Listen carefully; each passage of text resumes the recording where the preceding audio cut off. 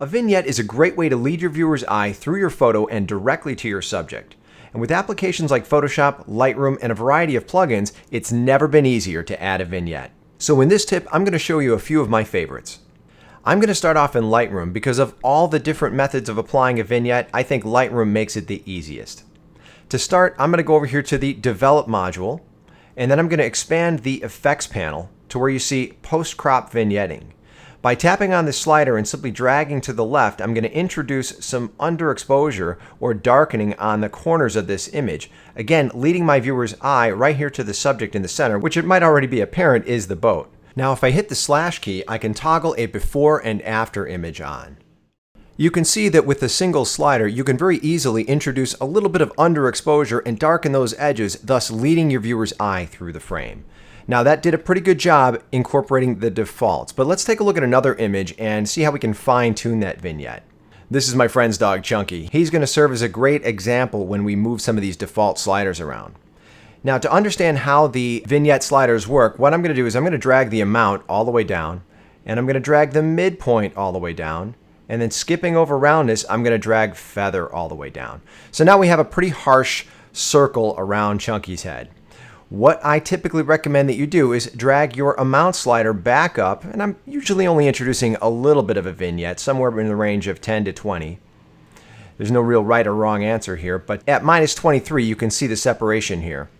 Next, I'm going to drag the midpoint slider back out to where I get just the right kind of circle that I'm looking for to wrap around Chunky's face. And then I'm going to drag the feather slider to smooth out the transition. There we go. Once again, I'm going to hit that slash key and let's take a look at our before and our after. You can see that just a little bit, again, goes a long way to leading your viewer's eye directly towards your subject. Now, if you don't use Lightroom and you rely on Adobe Camera Raw, which of course comes with Photoshop, to process your RAW files or other files, you're going to find the same exact functionality that I just showed you. Within the Adobe Camera Raw interface, what you want to do is you want to go over to the Effects panel right here. And once again, you're going to see post-crop vignetting. I'm going to drag the amount slider down to roughly the same as what we had in Lightroom. That was around minus 27, minus 28, and you can see that we have introduced a vignette, again drawing our viewer's eye more so towards the center of the frame. Now if you hold down your Option or Alt key, you can temporarily change the Cancel button down here in the lower right to Reset. And if I click on Reset, you can see there's our before. Now I'm going to hit Command or Control Z a couple times here so we can see our before and after, and that is simply the dragging down of the post-crop vignetting amount slider to see the before and after.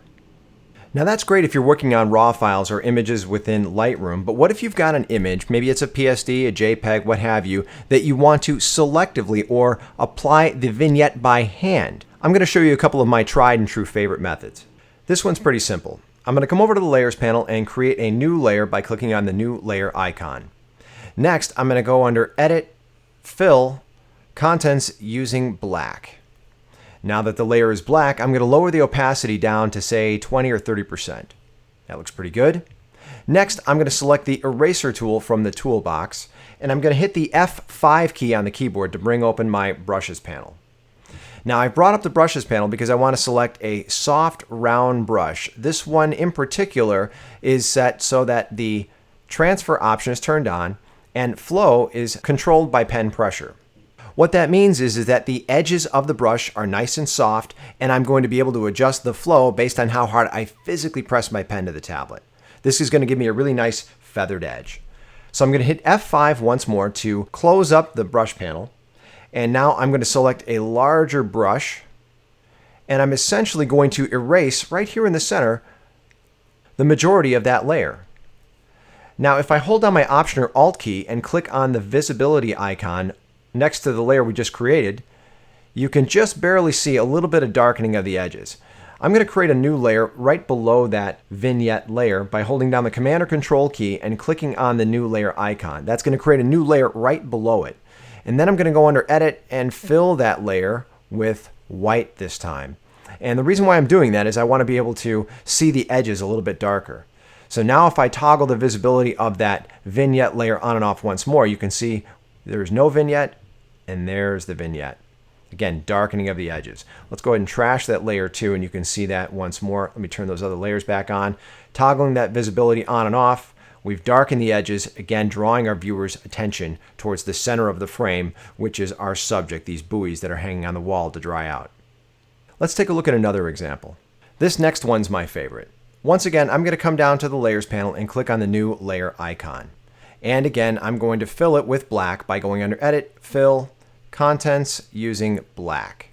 This time what I'm going to do is create a layer mask. I'm going to click on the new layer mask icon in the bottom of the Layers panel, and you can see that my mask is white.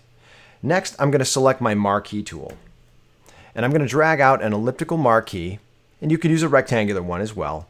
But I'm going to drag a marquee selection out here, and I'm going to fill that selection with black. Now, I've been going under Edit and selecting Fill, and then a color, but here's a keyboard shortcut for you.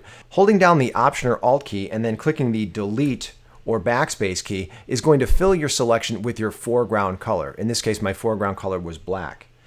I'm going to hit Command or Control D to deselect now, and you can see in the mask we've got this little black oval right there. What that black oval is doing is concealing the black layer in the area of the oval. Now that's a pretty hard edge. What we're going to do here is double click on the layer mask icon itself, and that's going to bring up our mask properties. Now I'm going to drag the feather to the right a couple 100% to the point at which we get a really nice soft feathered edge. Now of course that looks really apparent, and that's not exactly attractive, so what I'm going to do is lower the opacity down once again to say 20 or 30%. Now when I toggle the visibility of that layer on and off, you'll be able to see a really nice wrapping effect around our dancer. Now, one more play on this same kind of concept here. I used an elliptical marquee to kind of drag a circle out, but what if we wanted something a little bit more selective? Instead, what I'm going to do is I'm going to fill that layer mask with black, this time using that keyboard shortcut that I mentioned a moment ago, but I'm going to hold the Command or Control key down to do it, which I already did, but Command or Control and then Delete or Backspace is going to fill whatever layer you have or your mask with your background color. White is thus revealing the black layer that we've created. And again, if I toggle that visibility on and off, you can see that we've got about a 17% opacity there. We've got a dark film over our image. Now I'm going to select my paintbrush tool, and very similar to what we did with the eraser a moment ago, I'm going to open up the brush panel, and I'm going to select this brush right over here. This is that soft round brush, once again where transfer is selected and control is set for pen pressure. Now when I hit F5 on the keyboard and I get rid of that brush panel, I'm going to increase the size of my brush, and I'm going to go ahead and paint right here in the center with black to conceal that dark film that we've created. Now if I hold my Option or Alt key and click on the layer mask icon, what we've got here is a representation of where I just painted, and you can see it's not precise, but that's okay. Vignettes don't have to be precise. In fact, a lot of times I hand draw my vignettes because I don't necessarily want to just darken the edges of my frame. I want to darken certain portions to leave my viewer's eye. Here's one last spin on that same technique. I'm going to hold down my Option or Alt key, and I'm going to hit the Delete or Backspace key. Again, that automatically fills the layer mask with my foreground color, which is black. Now if I toggle the visibility on and off of that dark film layer, nothing happens. I still have it there, and it's still at 20 or 17%, but it is being masked by that layer mask. Now I'm going to flip over my foreground and background colors so that I have white in the foreground. I'm going to zoom out just a little bit so I've got a little bit more gray area outside here to work with.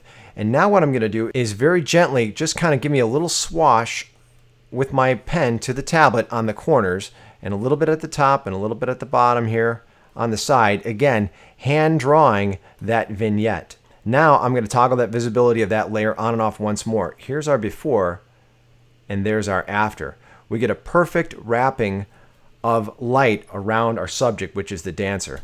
Lastly, I'm going to hold Option or Alt key once again. I'm going to click on the layer mask just so you can see where I've painted. Again, I've just kind of hit the corners, the edges of my frame so that I could create that custom vignette to really, again, draw my viewer's attention more so to the subject, which is this lovely dancer. So there you go, a number of different ways that you can add a vignette to your images. It's a great design element, and it serves as a great tool to lead your viewer's eye to your subjects.